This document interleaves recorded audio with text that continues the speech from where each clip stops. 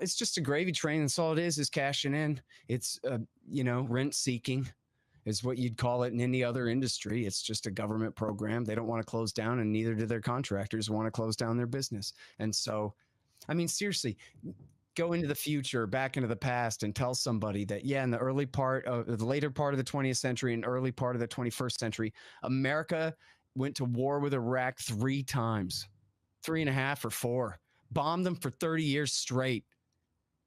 And what could possibly explain that, Dave? Yeah. What could possibly be the reason that the middle part of North America, the superpower number 1, USA, would have to attack Iraq over and over and over again? It's because there's a racket going on. That's why. The whole thing is based on skewed priorities. Obi-Wan Kenobi calls it the economics of politics.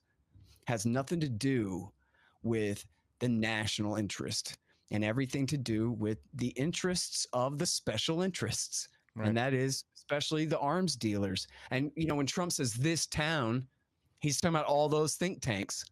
Yeah. And all those think tanks are paid by Northrop Grumman and Lockheed, especially, and General Dynamics. And I don't want to let anybody off the hook, but there's a whole list of them. Boeing, absolutely. And, you can find all this in the IRS paperwork, and a lot of times on their websites, they'll say where they get these donations from. And it's these huge donations or these huge foundations, and straight from the military industrial complex firms. And so they're taking, and I just interviewed some experts about this on my show last week, where Lockheed and Boeing and Northrop Grumman and Raytheon and General Dynamics, they spend tens of millions a year on lobbying. Somewhere between like 9 million and 15, 16 million. That's what they spend on lobbying. In other words, chump change. Forget about it. Yeah. Nickels, nothing.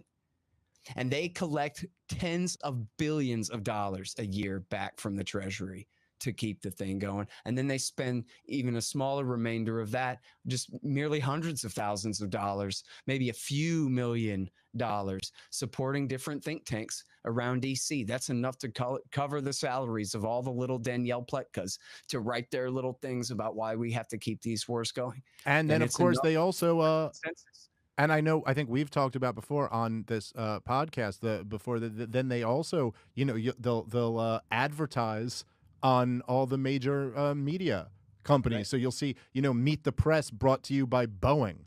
And you're like, what was Boeing? Is the average Meet the Press viewer in the market for a fighter jet? Like, why do they need to advertise to someone watching, Chuck Todd? How does that make any sense? Or is it just kind of like, hey, let's cut a big check to NBC News? Yeah, hey, that's right.